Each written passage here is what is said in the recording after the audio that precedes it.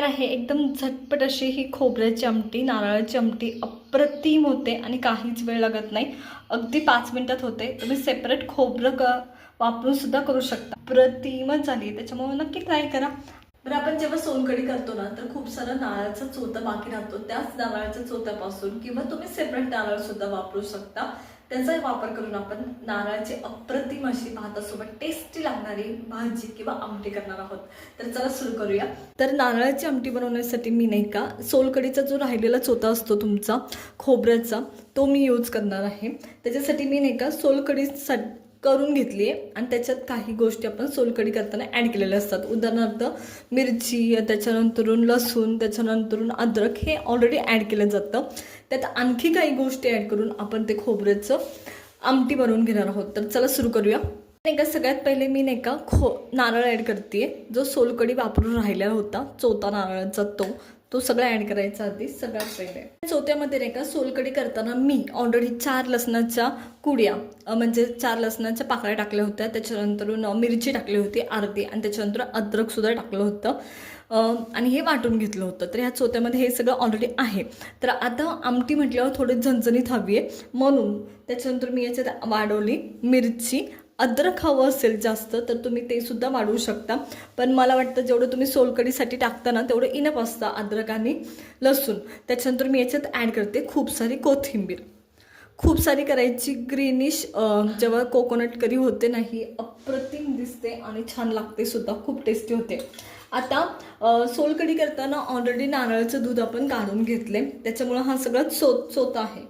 तर आमटी तुमची एका साईडला पळू नये, म्हणजे एका साईडला नुसतं चोथा आणि एका साईडला आमटी असं होऊ नये, म्हणून याच्यात नाही का मी भाजलेले शेंगदाणे ॲड करते.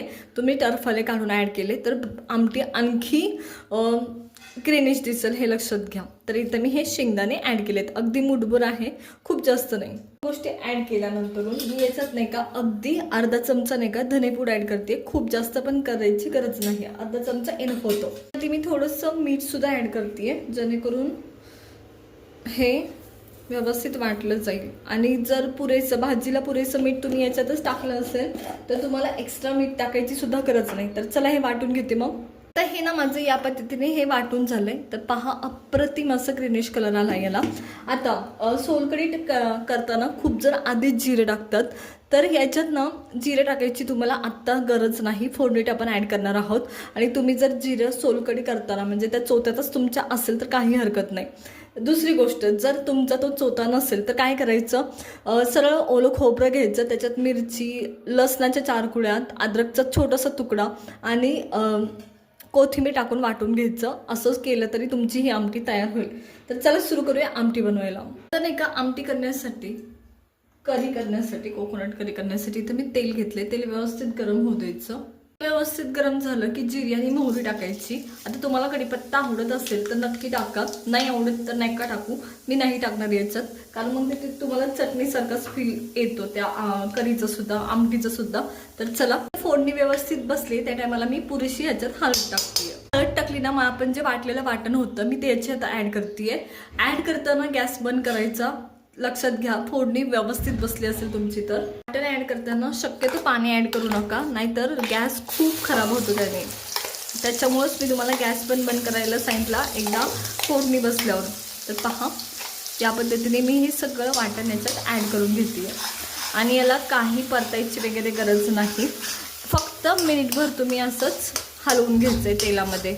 अर्धा मिनिट 30 सेकंद घेतलं तरी चालेल. मी हलवून घेतले आणि याला तेल सुटायला सुरुवात झाली. अगदी 30 सेकंदात व्यवस्थित तेल सुटतं. त्या टायमाला राहिलेल्या जे आपलं वाटणाचं भांडं होतं त्याच्यात मी पाणी ॲड केलं आहे, हे ओतून घेते. तर बरंचसं थिक असतं कारण सगळा चोथाच असतो.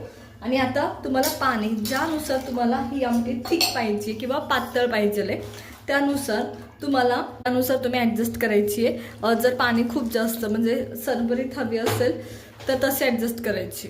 एकदम बारीक गॅसवर पाणी ॲडजस्ट केल्यानंतर एकदम बारीक गॅसवर ही आमटी ना उकळून घ्यायची, एक व्यवस्थित दणदणीत उकळी येऊ द्यायची याला. आणि याचा कलर पहा, अप्रतिम मसाला आहे, खूप सुरेख लागते, त्याच्यामुळे नक्की ट्राय करा. सगळ्यात महत्त्वाचं, पाणी ॲडजस्ट केल्यावर तुम्हाला मीठ परत एकदा चेक करायचं आहे, गरज असेल तर मीठ ॲड करायचं आहे. आता या रेसिपीमध्ये हिरवी मिरची हा तुमचा हिरो आहे, हे लक्षात घ्या.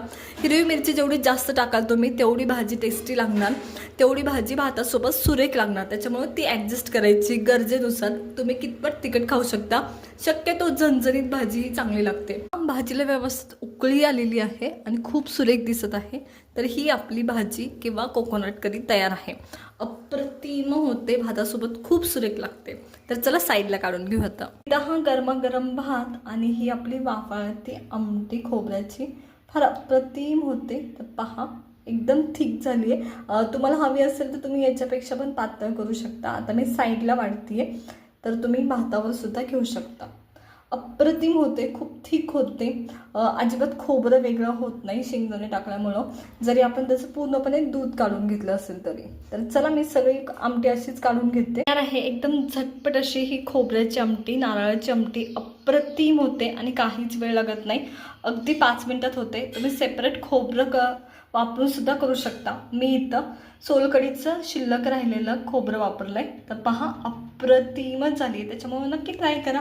आवडली असेल तर लाईक करा, शेअर करा आणि सबस्क्राईब करा.